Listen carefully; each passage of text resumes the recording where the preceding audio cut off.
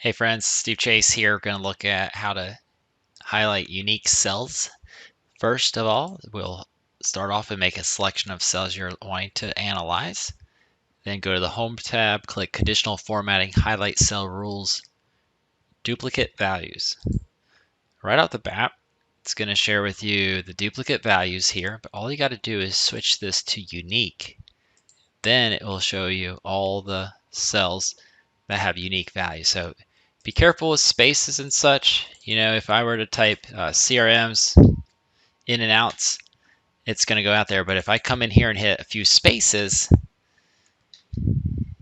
and there's some spaces in there, it is going to see that these right here are indeed unique. Hard to tell until you backspace it out, so forth. All right, just a real quick cap. Let's go ahead and do that again. Highlight the cells. Step 1.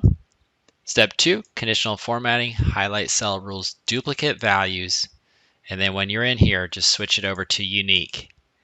And that's going to share with you all the unique cells. So that's outstanding, I think. And hopefully that will be helpful for you for your analyzing of data.